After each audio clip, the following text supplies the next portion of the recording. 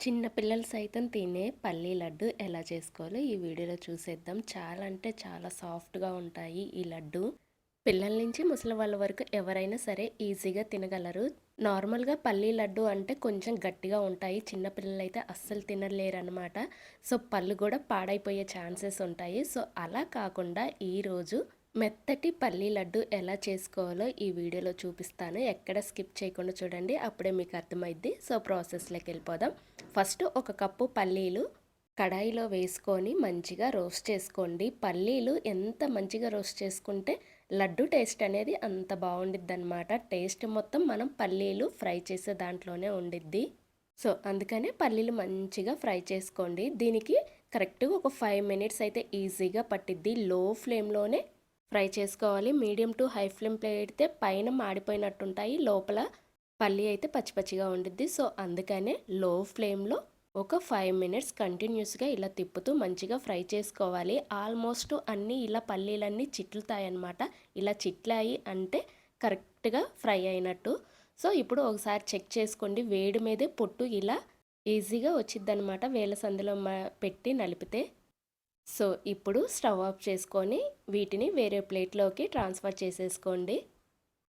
ప్లేట్లోకి ట్రాన్స్ఫర్ చేసుకున్న తర్వాత వెంటనే కాకుండా ఒక 2 మినిట్స్ ఆర్ 3 మినిట్స్ ఫ్యాన్ కింద కానీ లేకపోతే నార్మల్గా అయినా ఇలా వదిలేసేయండి. పూర్తిగా చల్లారిపోతాయన్నమాట. సో, పూర్తిగా చల్లారిన తర్వాత హ్యాండ్తో కానీ లేదంటే ఇంట్లో పప్పు గుత్తి ఇలాంటివి ఉంటాయి కదా, వాటితో కానీ ఇలా స్మాష్ చేసుకుంటే ఈజీగా ఆటోమేటిక్గా అవే ఇలా నలిపితే అలా ఈజీగా ఇలా వచ్చేస్తాయన్నమాట. ఇప్పుడు ఈ పొట్టునంతా ఒకసారి జల్లించుకుంటే ఫైనల్గా ఇలా అయితే పప్పులు రెడీ అయిపోతాయి.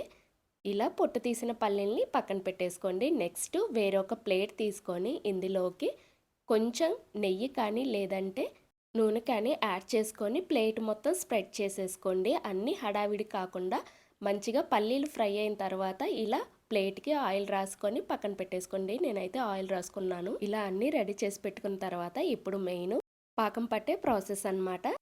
సో, ఒక కప్పు పల్లీలకి ఒక కప్పు బెల్లము, పావు కప్పు వాటర్ యాడ్ చేసుకోండి. పావు కప్పు వాటర్ యాడ్ చేసుకోవడం వల్ల పాకం అనేది త్వరగా వచ్చిద్దనమాట. సో, అందుకనే కప్పు బెల్లానికి పావు కప్పు వాటర్ యాడ్ చేసుకొని బెల్లం మొత్తం కరిగిన తర్వాత ఒకసారి వడకట్టేసుకోండి. నేను వడకట్టేదైతే చూపించట్లేదు. అలా చూపించానంటే వీడియో లెంత్ అయిద్ది. సో, అందుకనే చూపించట్లేదు, స్కిప్ చేశాను దాన్ని. ఇలా వడగట్టుకున్న తర్వాత ఇప్పుడు పాకం రెడీ చేసుకోవాలి. బెల్లం మొత్తం బాగా కరిగి ఇలా బబుల్స్ వస్తున్నాయి అన్నప్పుడు ఇప్పటి నుంచి పాకం చెక్ చేసుకోవాలి. కొత్తగా చేసేవాళ్ళైతే ఇక్కడి నుంచే చెక్ చేసుకోండి. సో, ఒక బౌల్లో కొంచెం వాటర్ తీసుకొని మనము పాకం రెడీ చేసుకుంటున్నాం కదా, ఆ పాకాన్ని కొంచెం ఒక 3-4 డ్రాప్స్ వేస్తే అదేంటంటే ఒకేసారి ఉండకట్టాలన్నమాట. అలా ఉండకడితేనే ఈ లడ్డూలు చాలా సాఫ్ట్గా వస్తాయి. పాకం అనేది మెయిన్ ఇంపార్టెంట్ ఇక్కడ. సో, అందుకనే చెక్ చేసుకుంటూ ఉండండి. నేనైతే 2 టైమ్స్ వేసాను. ఇంకొంచెం ఒక 1 మినిట్కి పాకం అయితే రెడీ అయ్యిద్ది. ఈ పాకం ఎలా రావాలంటే పూర్తిగా అరిసెల పాకం ఎలా చేసుకుంటామో ఎలా పట్టుకుంటామో సేమ్ అలానే అరిసెల పాకం పట్టుకోవాలన్నమాట.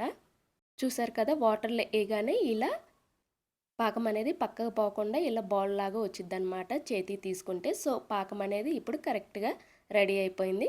ఇప్పుడు మంచిగా ఒకసారి ఇలా మొత్తం తిప్పుకొని ఇప్పుడు ఫ్లేవర్ కోసం ఇలాచీ కూడా యాడ్ చేసుకొని ముందుగా రెడీ చేసుకున్న పల్లీలు కూడా యాడ్ చేసుకొని ఒకసారి మొత్తం పాకం అంతా బాగా పట్టేలాగా కలుపుకోవాలన్నమాట. ఇలా కలుపుకున్న తర్వాత స్టవ్ ఆఫ్ చేసేసుకొని ఒక 1 table spoon or 2 table spoon నెయ్యి కూడా యాడ్ చేసుకొని ఒకసారి మంచిగా కలుపుకొని నెయ్యి రాసుకున్న ప్లేట్లోకి ట్రాన్స్ఫర్ చేసేసుకోవాలి. అంతే. మనము ఇక్కడ పాకం అనేది గట్టి పాకం పట్టలేదు, మనము అరిసెల పాకం పట్టాం కదా. సో, అందుకనే వెంటనే వేయకపోతే కడాయికి అంటుకుండిద్ది. అలాంటిది ఏ టెన్షన్ ఉండదన్నమాట. ఇన్ కేస్ మీరు పల్లి చిక్కీ రెడీ చేసుకోవాలి అనుకుంటే ఇంకొంచెం ముదురు పాకం పట్టుకోవాలన్నమాట. సో, నేనైతే ఇక్కడ సాఫ్ట్ లడ్డు చేసుకుంటున్నాను కాబట్టి నాకు ఈ పాకం అయితే సరిపోద్ది. కరెక్ట్గా మళ్ళీ చెప్తున్నాను, అరిసెల పాకం అయితే కరెక్ట్గా సరిపోద్ది అనమాట. ఇలా ప్లేట్లో యాడ్ చేసుకున్న తర్వాత మనము ఇలా అచ్చులాగా రెడీ చేసుకోవాలి. ఇలా అచ్చులాగా ఎందుకు రెడీ చేసుకుంటున్నామంటే త్వరగా కూల్ డౌన్ అయిపోద్ది అనమాట. మరి పూర్తిగా చల్లారకూడదు, గోరువెచ్చగా ఉన్నప్పుడు లడ్డూలు చేసుకోవాలి.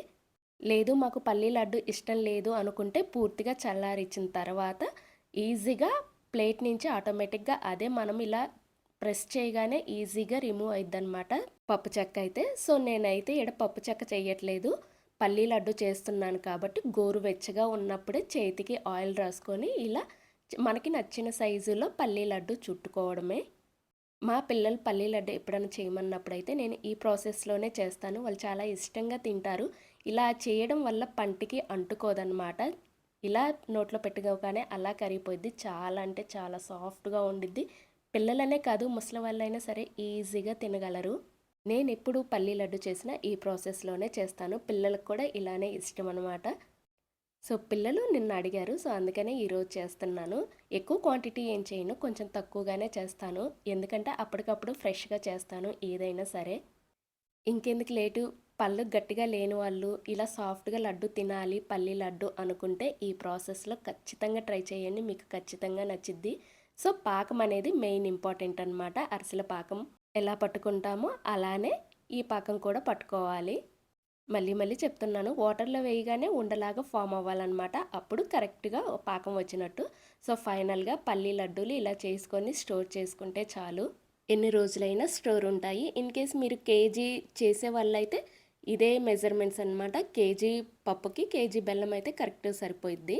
బెల్లం ప్లేస్లో మీరు పంచదార కూడా యూజ్ చేసుకోవచ్చు, సేమ్ క్వాంటిటీ పంచదార అయినా కూడా అంతే. బట్ పంచదార కన్నా బెల్లంతోనే చేయండి, చాలా టేస్టీగా ఉండిద్ది. సో ఇంకెందుకు లేటి, ఈసారి ఖచ్చితంగా ఇలా పిల్లలకి చేసి పెట్టండి. వాళ్ళు ఎలా ఫీల్ అయ్యారో కింద కామెంట్ చేయండి. మీకు చూపిస్తాను, ఒకసారి చూడండి ఎంత సాఫ్ట్గా ఉందో. తీగలాగా అస్సలు ఫామ్ అవ్వలేదు. సో చూసారు కదా ఎంత సాఫ్ట్గా ఉందో. ఇలా తీయగానే అలా వచ్చింది పల్లీ లడ్డు. పళ్ళు లేని మిడిల్ ఏజ్ వాళ్ళు ఖచ్చితంగా ఈ ప్రాసెస్లో చేసి పెట్టండి, వాళ్ళకి చాలా ఇష్టంగా తింటారు. సో కొత్తగా ఎవరైనా మన ఛానల్ని చూసే వాళ్ళు ఉంటే మన వీడియోస్ కనుక నచ్చితే సబ్స్క్రైబ్ చేసేసుకోండి. So thank you for the watching. Video కనుక నచ్చితే లైక్ చేయండి, షేర్ చేయండి, అలానే సబ్స్క్రైబ్ చేసుకోండి. ఇంకేమన్నా రెసిపీస్ కావాలంటే కింద కామెంట్ చేయండి.